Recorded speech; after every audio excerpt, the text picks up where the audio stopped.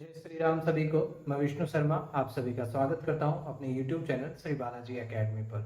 और शुरुआत करते हैं भगवत गीता के चौथे श्लोक से। हम पढ़ेंगे 5 बार और आप भी मेरे साथ साथ पढ़ेंगे। अत्र शूरा महेश्वासा भीमा अर्जुन समायुधि युधानो विराटश्च द्रुपदश्च महारथ। अत्र शूरा महेश्वासा भीमा अर्जुन समायुधि युधानो विराटश्च द्रुपदश्च महारथ। अत्र शूरा महेश्वासा भीमा अर्जुन समायुधि युधानो विराटश्च द्रुपदश्च महारथ। अत्र शूरा महेश्वासा भीमा अर्जुन समायुधि युधानो विराटश्च द्रुपदश्च महारथ। अत्र शूरा महेश्वासा भीमा अर्जुन समायुधि युधानो विराटश्च द्रुपदश्च महारथ। तो कल हमने पढ़ा था ये अपना प्रोबेबिलिटी के बारे में, तो आज हम उसे कंटिन्यू करते हैं। कल हमने कॉइन्स के बारे में पढ़ा था कि कॉइन्स के किस तरह की प्रोबेबिलिटीज होती हैं, जिसमें दो पॉसिबल वेज होते हैं, एक होता है हेड और एक होता है टेल। आज हम देखते हैं कि अगर सपोज करो हमारे पास एक डाइस है, तब उस कंडीशन में किस तरीके से क्वेश्चंस बनते हैं, किस तरीके से क्वेश्चन फॉर्म होते हैं और कैसे उनको सॉल्व करना होगा। ठीक है, डाइस। अब डाइस क्या होता है, जो हम लूडो वगैरह खेलते हैं तो उसके अंदर हमने देखा होगा कि इस तरह का एक क्यूब शेप का एक ऑब्जेक्ट होता है जिसके ऊपर 6 नंबर लिखे हुए होते हैं। टोटल इसके 6 फेस होंगे। अब मेरे पास क्यूब तो नहीं है, लेकिन मैं आपको इससे समझा सकता हूँ, मेरा जो डस्टर है उससे मैं आपको समझा सकता हूँ। भाई एक ये फेस हो गया ऊपर वाला, एक बॉटम फेस हो गया, ठीक है, एक फ्रंट फेस हो गया, एक बैक फेस हो गया, 1 2 3 4, एक ये वाला साइड हो गया, एक ये वाला साइड हो गया, टोटल 6 फेस हो गई। और इन 6 फेस पे 6 नंबर लिखे होते हैं। भाई एक जगह पर एक फेस पर इस तरीके से 1 लिखा होता है, दूसरे फेस पर इस तरीके से 2 लिखा होता है, तीसरे फेस पे इस तरीके से 3 लिखा होता है, चौथे फेस पे 4 और उसके बाद 5 और लास्ट में इस तरीके से 6 फेस पे 6 अलग अलग नंबर लिखे हुए होते हैं। तो अगर हम बात करें एक डाइस की, तो एक डाइस में कितने नंबर्स हो सकते हैं टोटल? ठीक है, 6 नंबर्स होंगे टोटल, 1 2 3 4 5 एंड 6। ठीक है, अब इसके क्वेश्चंस किस तरीके से बनते हैं, कल जो हमने पढ़ा था उसमें सबसे पहले तो हम ये रिवाइज कर लेते हैं कि हमारा फॉर्मूला क्या था। Probability of event E is equal to favourable outcome upon total outcome. अब इसमें से क्वेश्चन कैसे बनते हैं भाई? इसमें से क्वेश्चन इस तरीके से बनाए जा सकते हैं कि probability of a dice having even numbers, ठीक है, और probability of getting a dice having even number on the top surface. भाई जब आप लूडो खेलते हो तो उसमें जो ऊपर वाली सरफेस होती है उसी को आप काउंट करते हो, बाकी साइड सरफेस को आप काउंट नहीं करते। तो हम यहाँ पर किसको सर्च करेंगे? अगर मान लो इस डस्टर को मैंने फेंका और ये फेस जो है टॉप पर आया, तो नंबर तो इधर भी है, नंबर इधर भी है, इधर भी है, इधर भी है, नीचे भी है, सब जगह है, लेकिन हम तो काउंट सिर्फ इसी को करते हैं। ठीक है, तो जो ऊपर वाली वैल्यू आएगी उस पर इवन नंबर आने के चांसेस कितने हैं? तो आप किस तरीके से देखोगे भाई? इवन नंबर देखो, अगर 1 2 3 4 5 6 में देखें तो इवन नंबर क्या है? 2 4 और 6। मतलब कितने नंबर्स, कितने? 3 नंबर है। 3 पॉसिबल वेज है, एक तो 2 आ सकता है, 4 आ सकता है या फिर 6 आ सकता है, तो 3 पॉसिबल वेज है। तो हमारा फेवरेबल वैल्यू क्या हो गया? 3। क्यों? क्योंकि क्वेश्चन में हमें क्या पूछा था? इवन नंबर के बारे में, और मैंने आपको बताया था कि फेवरेबल में हम किसको लेते हैं? जो आपकी क्वेश्चन में पूछा गया है उस वैल्यू को हम लेते हैं। ठीक है, तो यहाँ आंसर कितना आ गया? 3। और टोटल पॉसिबल वेज कितने? 1 2 3 4 5 और 6। ठीक है, तो टोटल क्या हो गया? 6। यानी आपका जो प्रोबेबिलिटी ऑफ इवेंट ई क्या हो जाएगा? 2। कि भाई इवन नंबर का जो प्रोबेबिलिटी हो जाएगा 1/2 हो जाएगा। कई जगह पर आप देखोगे तो इसी को 0.5 से भी इंडिकेट किया जाता है। दोनों ही सेम है, अब दोनों में से किसी भी तरीके से इसे रिप्रेजेंट कर सकते हो। ठीक है, सिमिलरली अगर आपको पूछा जाए कि probability of event E getting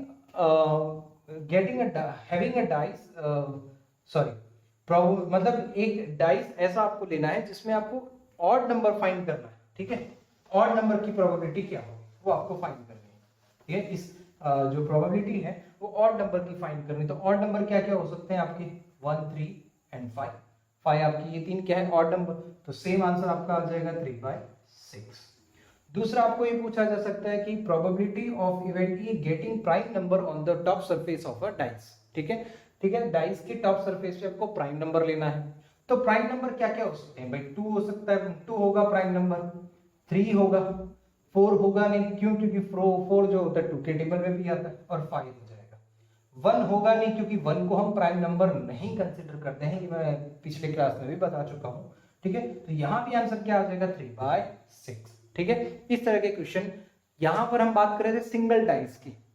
मान लो कि केस ऐसा होता है कि हमारे पास 2 डाइस, तब टोटल पॉसिबल वेज क्या क्या बनेंगे? भाई टोटल पॉसिबल 2 डाइस है, मतलब पहले वाले डाइस में 1 2 3 4 5 और 6। इस क्वेश्चन को ध्यान से समझिएगा, ये इस तरह के क्वेश्चन जनरली पूछे जाते हैं एग्जाम में, तो इस क्वेश्चन को आप ध्यान से देखिएगा। तो दूसरा डाइस है जिस पर भी नंबर क्या है? 1 2 3 4 5 6। ठीक है, इसको हम ले लेते हैं D1 मतलब डाइस 1, इसको हम ले लेते हैं D2 मतलब डाइस 2। अब यहाँ पर सबसे बड़ा जो गेम है ना, वो यहीं पर आता है कि सर इसमें जो सारे जो हम वैल्यूज हैं वो कैसे फाइंड करें। सबसे ज्यादा प्रॉब्लम यहीं पर आती है कि किस तरीके से बाकी नंबर्स को मैं फाइंड करना है। हेड और टेल वाले में तो हमने देख लिया, क्योंकि दो दो ही थे इसलिए इजी हमारे लिए हो गए। लेकिन यहाँ पर कैसे करेंगे? तो बहुत ही सिंपल सा तरीका है, मैं एकदम सिंपल से करके समझाऊंगा। पहले इस 1 को पिकअप करो, डाइस 1 का 1 पिकअप करो। आप पिकअप किसी को भी कर सकते हो, कैसे भी कर सकते हो, ठीक है, वो